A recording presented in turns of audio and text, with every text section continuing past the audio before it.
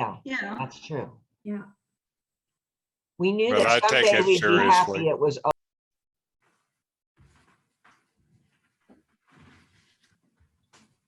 Welcome. My name is Kat Barnett.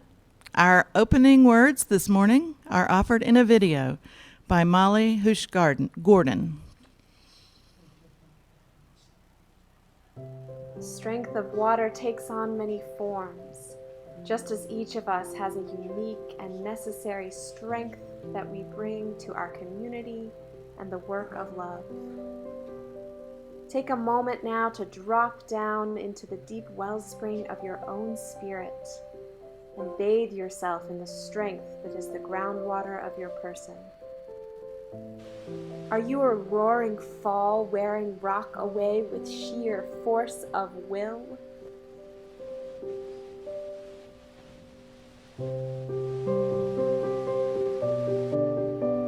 Are you a small sliver of water in a crevice, breaking it open slowly and steadily?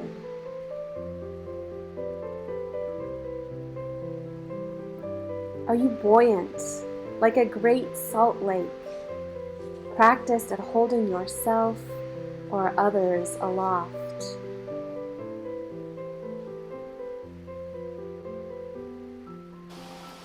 Are you tenacious like the mountain stream, finding your way down and around and through every obstacle you face?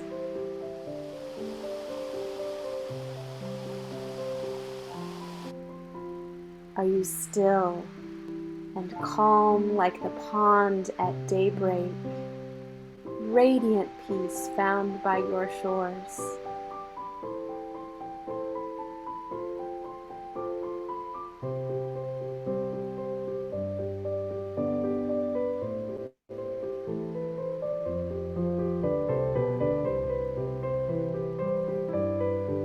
Are you in touch with hidden depths, pulling from a vast well deep within?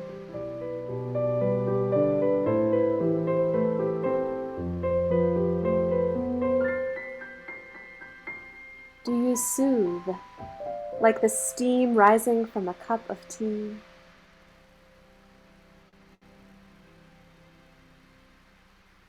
Do you dissolve away stubborn muck like dishwater?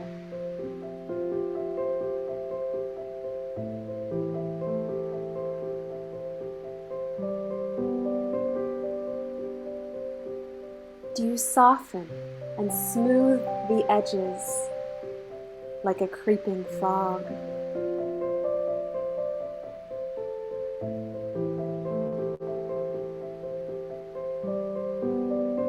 Do you clear away distraction like a cleansing rain?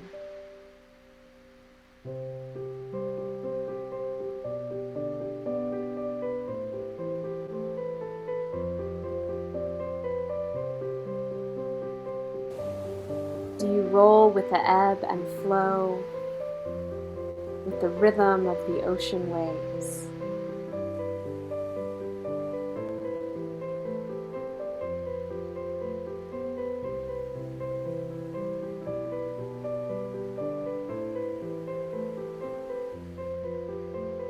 Settle your mind upon the strength, the power that is yours. Draw that strength into your heart, draw it up into your soul, and there find peace. As we endure difficult times together, we need each of our power, each of our resilience, each of our love to make us whole.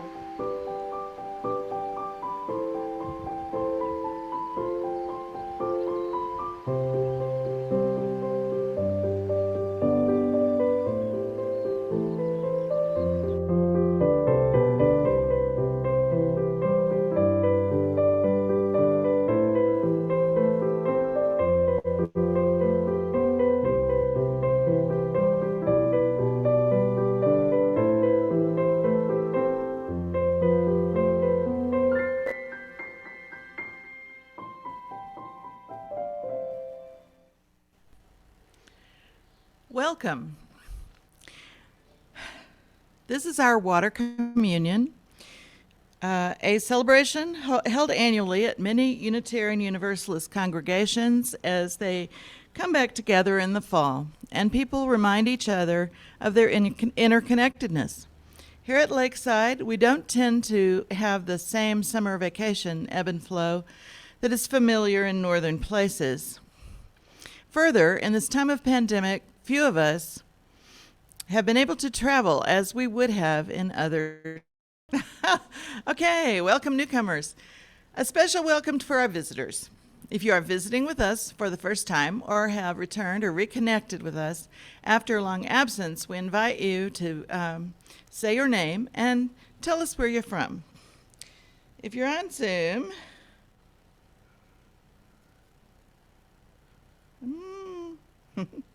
use the Zoom raise hand feature, or just turn your video on and wave your hand, and we'll ask you to unmute. If you're in the room, just raise your hand. We'll start with the people in the room.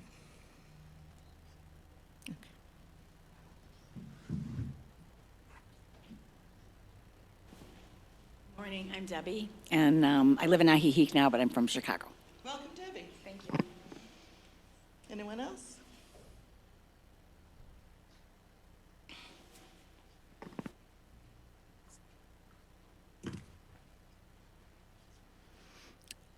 Anyone on Zoom? No, we don't.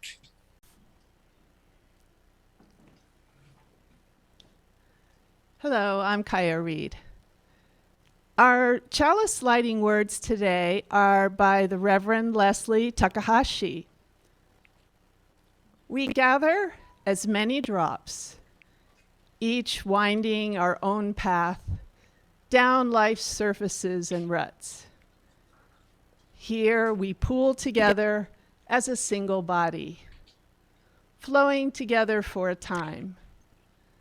Together we are a stream, at times even a river, for with our shared force we can travel toward oceans of meaning and seas of connection. Please light your chalice.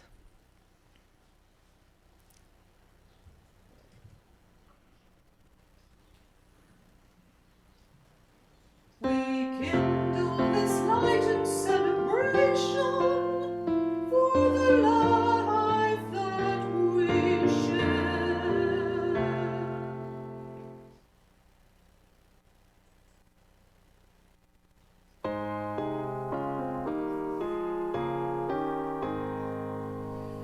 As tranquil streams that meet and merge and flow as one to seek the sea, our kindred hearts and minds unite to build a church that shall be free, free from the bonds that bind the mind to narrow thought of lifeless creed, free from a social code that fails to save the cause of human need, a freedom that reverses the past but trusts the dawning future more, and bids the soul in search of truth adventure boldly and explore. Prophetic church, the future waits your liberating ministry. Go forward in the power of love, proclaim the truth that makes us free.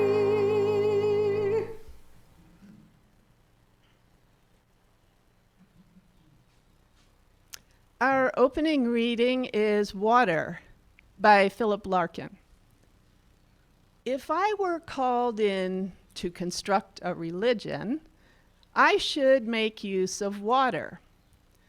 Going to church would entail affording to dry different clothes. My liturgy would employ images of sousing, a furious, devout drench. And I should raise in the east a glass of water, where any angled light would congregate endlessly.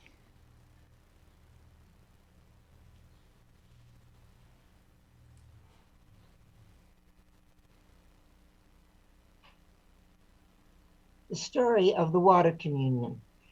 Many religions use water in their rituals. Christians baptize with water, either a splash or a whole body dunk, and there have been loud theological arguments for each over the centuries. Muslims clean their feet, hands, and face with water before praying. If water is not available, a rock is an adequate substitute. Hindus participate in a festival in the Ganges River, bathing in it to wash away karma from past lives. And just 2 weeks ago, some of us participated in the Jewish tashlit ritual, casting bread on moving waters to carry away our transgressions of the last year. So it is not surprising that water would show up at some point in a Unitarian Universalist practice. And as with some of our other rituals, the chalice, the flower communion, the social justice angle, there is one to this ritual. Here I quote from UU historian Reverend Susan Ritchie. In 1975, Lucille Shuck Longview, a devoted member of the UU parish in Lexington, served as the UU delegate to the United Nations Women's Year Assembly in Mexico City. She returned from that assembly convinced that religion, even her beloved Unitarian Universalism, was a chief culprit in the perpetuation of oppressive sexism. Back in Lexington, she gathered support and authored what became Women and Religion Resolution, passed by the 1977 General Assembly. That resolution called for an intensive examination of the sexism inherent in religious literature and institutions, beginning with the UUA itself. The first water ritual was named Coming Home, Like Rivers to the Sea, and was designed for the UU Women and Religious Continental Convocation held in East Lansing, Michigan in 1980. The worship was constructed by Lucille Shuck Longview and Carolyn McDade. They write, water is more than simply a metaphor. It is elemental and primary, calling forth feelings of awe and reverence. Acknowledging that the ocean is considered by many to be the place from which all life on our planet came, it is the womb of life, and that amniotic waters surrounded each of us prenatally. We now realize that this worship service was for us a new story of creation. We choose water as a symbol of our empowerment. Just like in contemporary water celebrations, different participants have been asked to bring to the service water that held a special meaning for them. Those waters were then commingled as the women shared. Unlike many contemporary celebrations, however, the original ritual noted that it was important for those participating to have the opportunity to take some of the commingled waters home.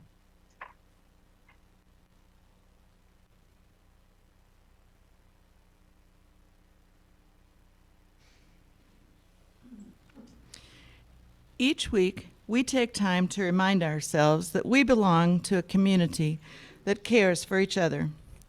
We do this by sharing any significant joys or sorrows in our lives.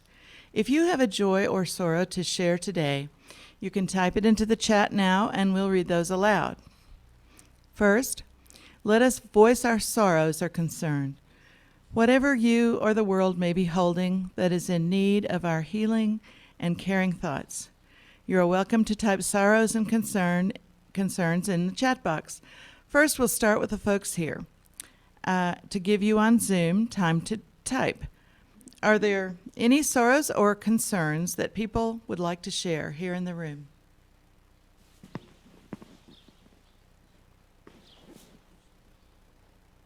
My name is Colleen Beery. I have a concern for my friend Claudio, who fell today walking the dog and is at the clinic today getting stitches. Anyone else?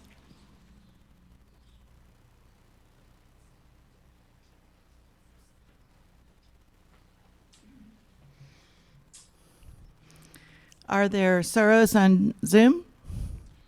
Yes, there are. We have 4 of them. The first is from Devorah Kelly, who says, my 98-year-old mother, Connie, is in the hospital in Florida and could use some positive energy and prayers. Next, from Roy Haynes and David Hudnall, our 17-year-old cat, Tippy Lou Hudnall, passed away last night. She brought us much joy throughout the years and will be greatly missed by all of us. Then from Trudy Crippen, please light a candle of sorrow for the passing of my cousin, Mac. Mac had his 4th open heart surgery and spent 3 months in the Mayo Clinic. Sometimes even the best treatment cannot stave off death. But I really loved Mac and am missing him. Then we have from Joni Ward, a candle of deep concern. And finally, we have from Tom McGuire, sorrows for refugees and displaced people wherever they are. That's it. All right. Now, let us recall the joys. Whatever you may be celebrating, whatever evokes a feeling of joy or peace for yourself or others, you are welcome to type joys in the chat box. Again, we'll start with the folks here. Are there any joys that people in the room would like to share? No joys today. Okay, we're all doing all right. How about on Zoom? Well, we got lots of them from Zoom. Let's start with Marcia, who says, a joy, my cousin is home from the hospital. And then Devorah says, my 9-year-old grandson came in 3rd in the Children's Del Mar race in Keene, New Hampshire. I'm so proud of him. And then from Hannah Frederick, who says, thank you for everyone to help me through this difficult time after my beloved husband, Howard, passed away in a heart attack a month ago. Without the UU care team and the members' kind deeds and words, I could not survive this well. I am better now and able to reply to emails and phone calls. And finally, from Cate Howell, who says, Frank and Kate both want to thank everyone who came on Friday for Frank's living wake. We had a wonderful turnout, and Frank was able to say his goodbye to many old friends. And that's it. Thank you. And now this candle from our care team represents those sorrows that are too raw, too difficult for us to share aloud. So many of us have had losses. Losses of partners, children, grandchildren, losses that remain present with us every day. So many of us have burdens, anger, fear, and frustration. All of those things that we're heavy, way heavy on our hearts. We will light this candle for all those unspoken sorrows.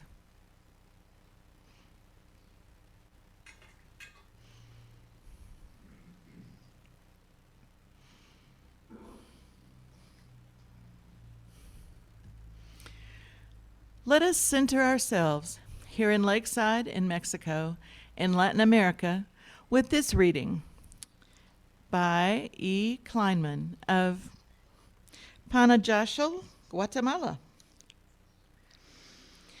I went to L.A. to visit my daughter, Sue. I started to make a cup of tea. Don't use the water from the faucet, Ma, she said. It tastes terrible. I live in Guatemala. To avoid getting sick from the water, You have to strain it through a cloth or paper filter. This removes the cysts of the amoebas that boiling water won't kill. Then you boil the water for 20 minutes. Now that there is a cholera epidemic, you have to put two drops of bleach in each quart of water and let it stand 20 minutes.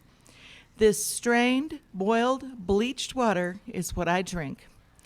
The water coming out of Sue's faucet in LA tastes delicious to me.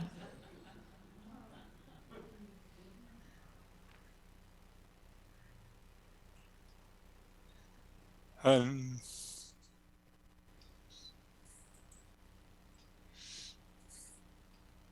we who live in Mexico or in Latin America in general have a different relationship to water than those who live in the north. Generally, we assume that water from the tap here is not drinkable. And that's not quite true, at least here at Lakeside. Our water comes from wells and could be drinkable, but for how we handle it. Because the municipal water supply does not run 24/7, most of us store water at our houses in underground cisterns called aljibes. Then we typically pump the water up from these underground tanks to rooftop tanks called tinacos, so we can get consistent but low pressure for washing, even if the electricity fails. It is these tanks, the aljibes and tinacos, that become unclean, infested with pathogens that make the water unsafe to drink. So the water system in Latin America does tend to be robust against interruption, but at the cost of drinkability.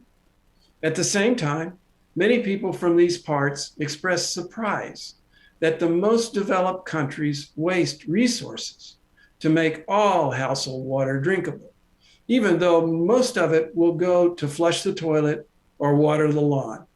It just seems extravagant. It is as if water has no value. Mexico, at least this part of Mexico, has a dry climate. If one is looking at terreno, empty land on which to build or farm, the first question must be, is there water here? Land without reliable water is nearly worthless. Our seasons are just two, the dry season and the rainy season. Certainly this year, we've been blessed with an amazingly generous rainy season. People who have been here a long time tell me this is the wettest it's been in 10 years. By the way, all of these pictures are shots from up in the hills and the waterfalls that some of us we didn't even know existed. Many of the streets also have been overflowing with rivers from the mountains. Again, surprising to many of us migrants, but this is the way stormwater is handled here, flowing right down the middle of the street. Many of the trails in the mountains have turned into flowing streams too. They just aren't designed with features to handle the water, such as swales and water bars that I find here in the Pisgah Forest where I hike in relatively rainy North Carolina. But truly torrential rains are much more rare in Mexico, so a soggy trail is a minor inconvenience. Here on the edge of the lake, people take the significance of water seriously. Until recently, the lake with its fish was a source of sustenance for rural communities like Ajijic. That is, before these communities shifted their focus to tourism. Even so, people here hold a reverence for the water, for the lake, the cycle and moisture of life, for the traditions that connect people to the land and to the lake. Water is more than a tool, a material to simply be used and poured down the drain. Here, water has spiritual importance, a symbolic meaning. Here, water signifies sustenance. Water connects us with nature and with the land. Here, water is life.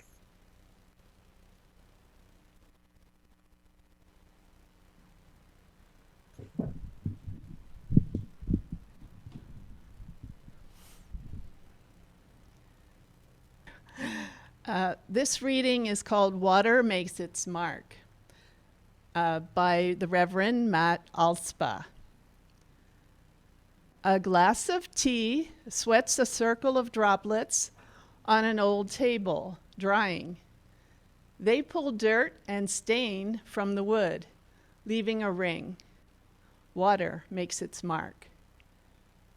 Deep in the earth, in a cave, a droplet falls once each minute. Where it lands, a great pillar of white rock has grown up. Water makes its mark. On the surface above, a stream burbles and flows, carving out potholes in the granite of its bed. Water makes its mark. Along a highway cut, a geologist points out the layers of tan slate, each penny-thin sheet the evidence of a torrential rainstorm eons ago. Water makes its mark. In its network of veins, the blood, salty like the seawater from which we sprang, flows on in cycles, giving life. Water makes its mark. The dark clouds pass on, yielding no rain. Crops wither, and drought comes, famine, migration, violence, and death soon follow. Water makes its mark. A space probe turns its camera toward whence it came, imaging one solitary pixel of light, its color the pale blue of oceans. Water makes its mark. A solitary tear slides down the cheek, a tear of abiding joy, a tear of unending grief. We see and share the depth of feeling at its true core. Water makes its mark.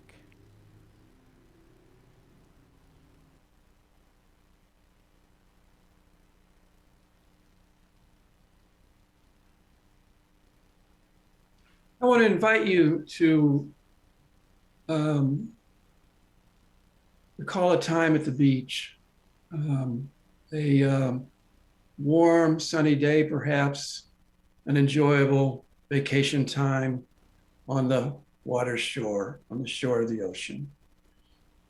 You go into the water, noticing the breaking waves at the shore, tugging at your feet, pulling sand and broken shells around and under your feet.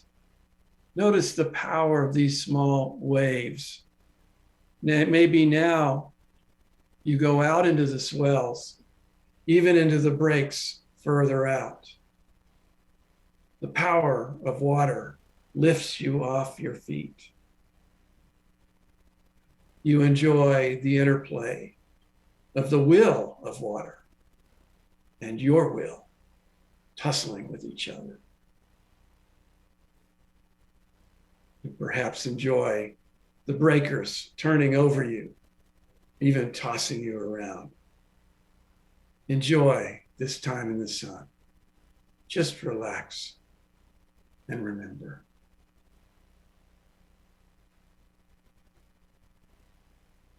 And now let us return.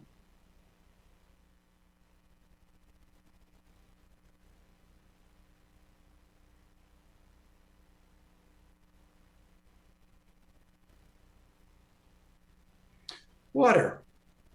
It seems so simple, how very ordinary, familiar every day, and yet special, mysterious, life-giving with an energy of its own. At times we are reminded of the power of the water. During the meditation, I encouraged you to think of a time in the sea, at the beach. I mean, who of us doesn't remember the power of the waves? At best, making it difficult for us to walk. At worst, carrying us out to sea or towards sharp rocks on the shoreline. To swim in the ocean is to develop a respect for water. But our experiences pale next to the ferocious power of water worldwide. Unexpected flooding in Germany, towns washed away in China. Floods from the storm surge of Hurricane Ida in New Orleans.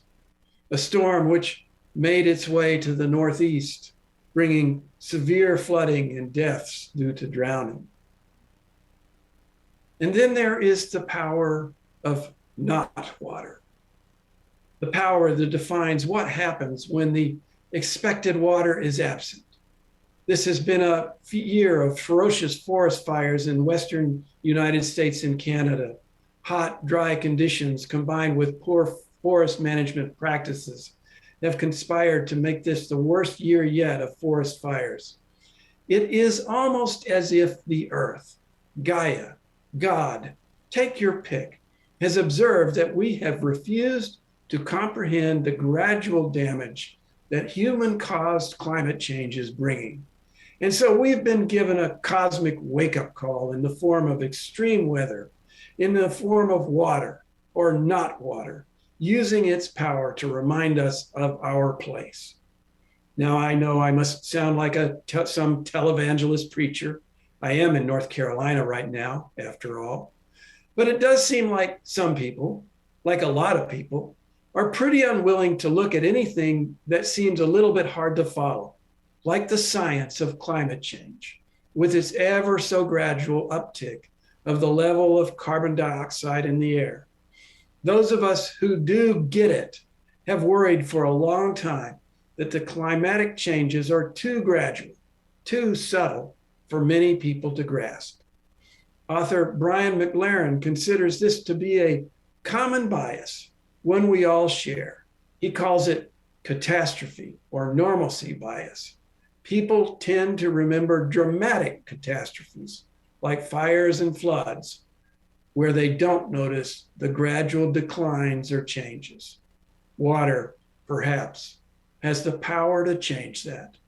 The power of water might just wake people up.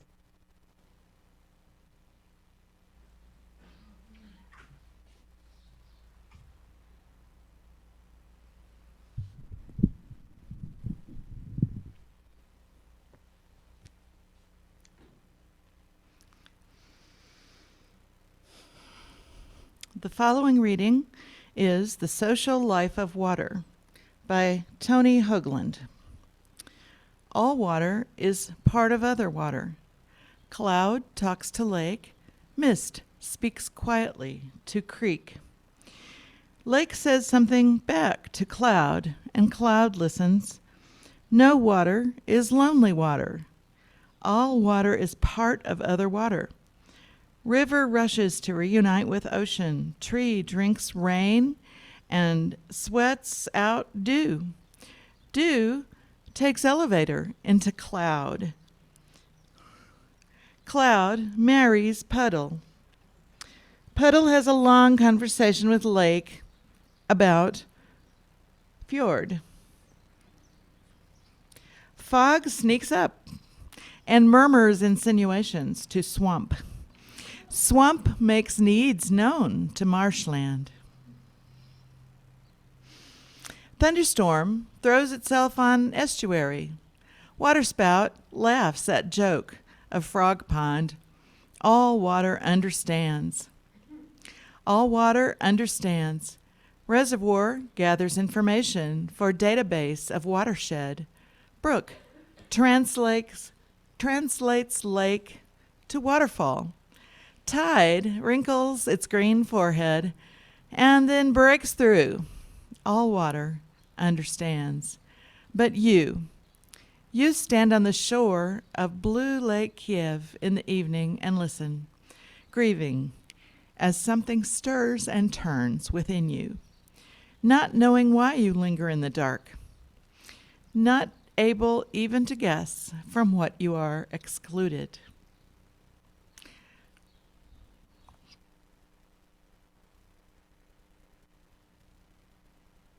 All out water is part of other water, as the poet Tony Hoagland says.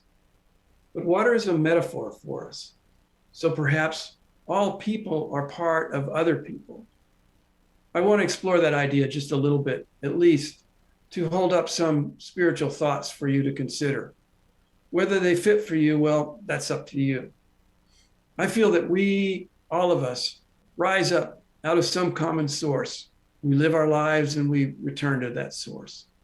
The clear, obvious analogy for me is that we are as waves on the surface of an ocean of vast waters.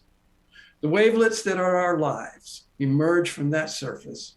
We are present for a moment and then dissipate back into the body of water. We remain connected to that one source, except perhaps when we aren't connected. Perhaps when the winds whip up and the waves crash and droplets are blown off of the caps. And for a moment, some of us, as such drops, may feel ourselves completely separated, completely free, or isolated. For some, this is a terrifying thing, and for others, it is their reality. But ultimately, at least in my understanding, we all return to the sea. We are all part of the creative evolutionary process that is life. We live, we participate, we die, we participate. We merge, as in water, with all the others of us gone before, here now, coming after. We are one, common source, common destination. Now, this personal understanding of mine is not new, it's not original, yet it feels new and original to me. Now, let me be clear, if I wasn't before, this is not my own idea at all. I think the great Sufi poet Jalaluddin Rumi sums it up best for me in his poem, Garden Beyond Paradise, where he says, I quote, "Pass from this realm and plunge deep into the vast ocean of consciousness. Let the drop that is you become 100 mighty seas. But don't think that the drop alone becomes the ocean. The ocean too becomes the drop." Of course, we are not water. That's just a metaphor. Water has its own nature, its own social life, if you will, which we are not part of. Still, I think the metaphor of water suggesting a flow of separation and interconnection, but with an ultimate merging with a source of water, that metaphor is a powerful one, worth reflecting on. And now to our water communion ritual.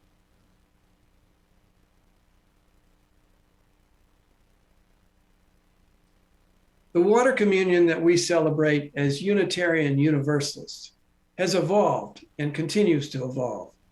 As we've heard earlier, the ritual began as part of the women's empowerment movement in our faith, a ritual of women bringing water from their homes, intermingling that water, and returning home with some of that mixed water as a remembrance. Unitarian Universalist congregations took that ritual, modified it, and for many, it became a way of recognizing the travels, the vacation trips that people had made during the summer. Some of the congregations preserved a bit of the water year over year and used it for other rituals such as child dedications. In my previous church, we kept that water in a skippy jar in my desk with the years, the dates marked on it. The ritual continues to evolve, and change it must, for we can no longer gather around one common vessel, and few of us have been able to travel in this last year. So today, I invite you, if you have not already done so, to get a cup and a bowl. And this is really for the people on Zoom. Get a cup and a bowl and put some water in the cup. In this particular ritual, we witness, acknowledge, and celebrate the movement, the flow of water in our bodies and in our veins as it gives us life, the circulation and the climate that makes this world we know possible. So I invite you to think of a word that embodies that sense of movement for you. What's changing? What's transforming? What's flowing for you? When you're ready, turn on your camera and raise your hand in Zoom, or raise your hands radically on camera, and we'll call on you. And when we do, we'll spotlight you and hold up your bowl and your cup, turn on your microphone, and pour a little water into the bowl. And then say your word. For me, the word is humility, the word that embodies movement or change for you. Now, in the fellowship we'll invite people to line up on the left side. And after we're done with Zoom, we'll do the same thing here. We'll pour from the pitcher into the bowl. And you'll have a chance to say the word that represents transformation or movement for you as well.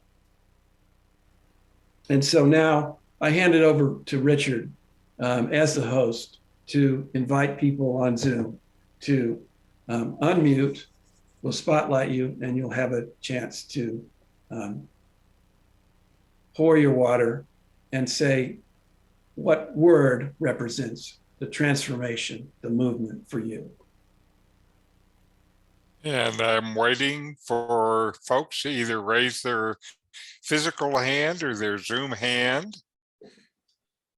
And here we have Marcia, and I have to ask her to unmute. And I am putting her on the spotlight, and we're ready, Marcia. Caring. Caring. Very good. Do we have anybody else who is ready to do this? Devora looks like she's ready. There she is. Okay. Let's go to Devora. So I don't have a cup and Virtual water. You have virtual I have water. virtual water from New Hampshire and from my tears, and my word is patience. Very good. Patience.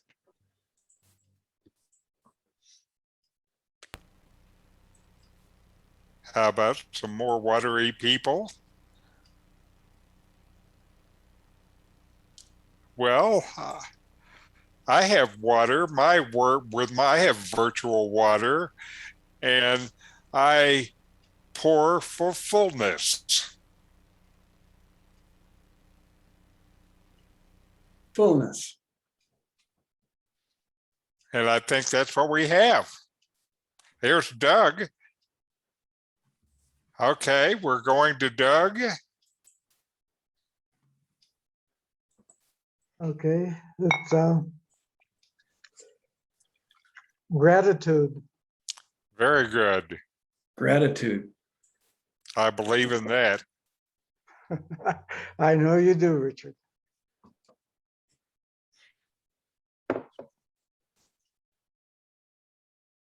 I think we have John. It's Diane you have. Diane. Diane. Claire.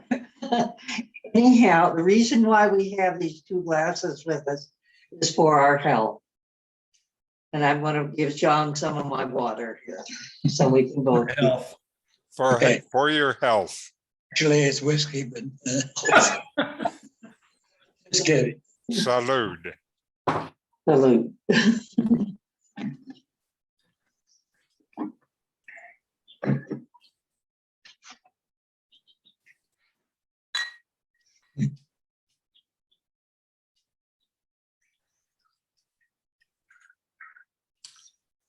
And my word is friendship. Very good. Very good. I think that's a specialty at UU.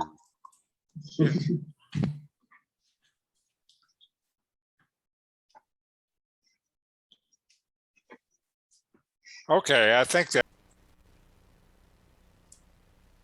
Okay, now at the fellowship, we'll invite people to come forward, do the same thing, pouring water from a pitcher into a bowl, and saying a word aloud that represents flow, transformation.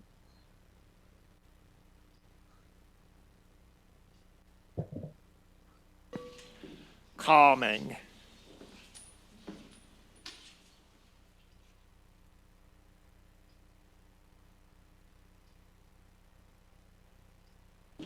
Compassion. Calming, compassion.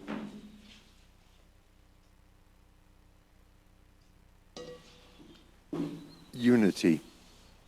Unity.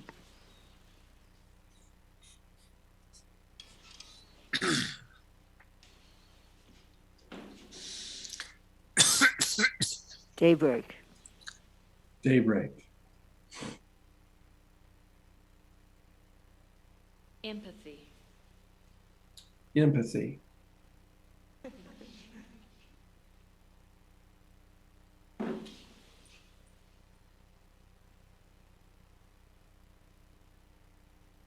Inclusion. Inclusion.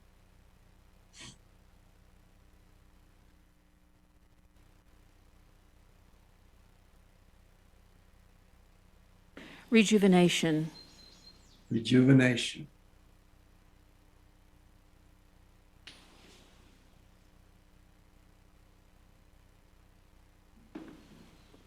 Acceptance. Acceptance.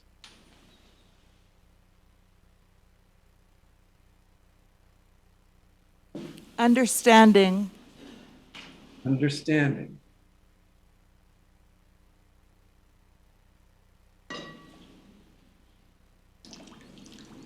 Acceptance. Acceptance.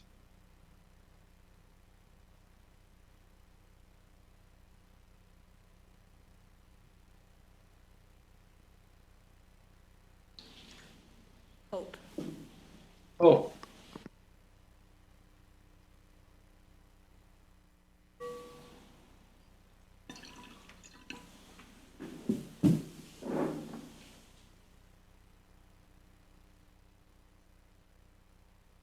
Is that it? Okay. Water symbolizes flow, transformation, in particular, mingling, coming together.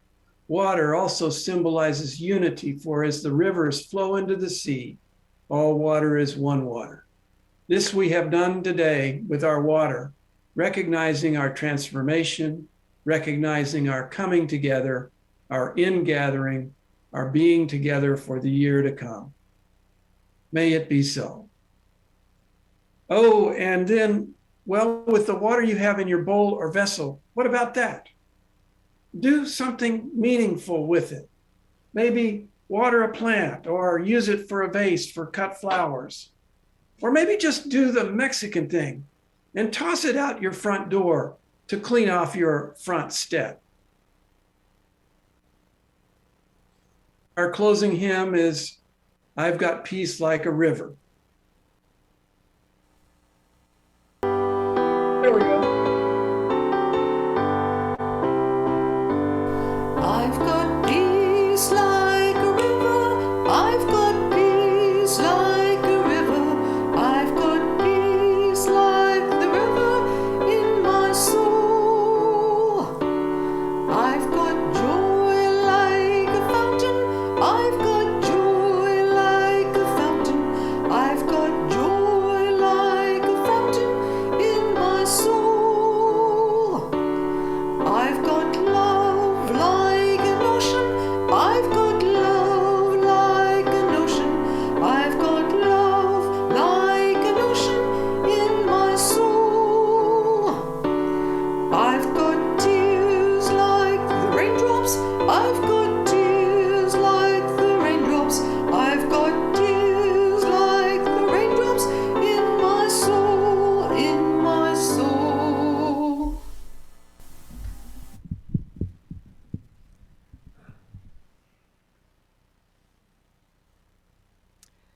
This is the time in our service when we ask that you remember that we share our gifts here through pledging and donations.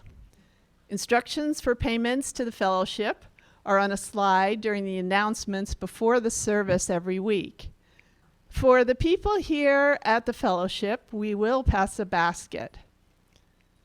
And while you are considering your gifts to the fellowship, remember that each month, LCUUF donates 5,000 pesos or more to an organization providing food aid in our Lakeside community. For the month of September, we've been supporting Tepua Centro Comunitario. When you pay your pledge, please add something for Share the Basket, as you used to place pesos in our physical basket. You can donate in the same way that you pay your pledge, but please donate Share the Basket separately or indicate what part of your donation is for Share the Basket. Your offerings are gratefully received.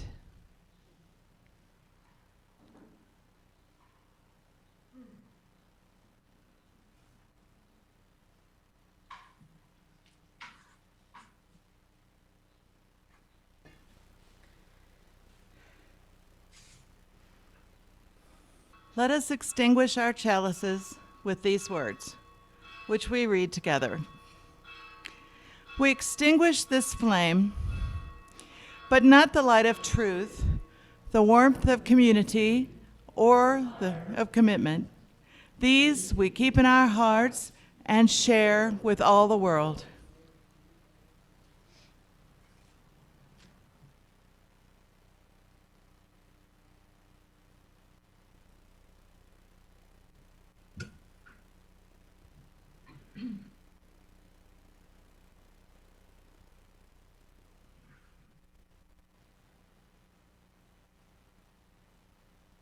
May we, as individuals in a community, join together with one another.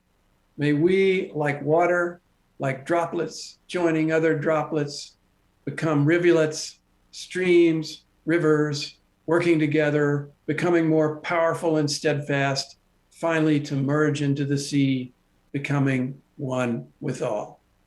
May it be so. Blessed be.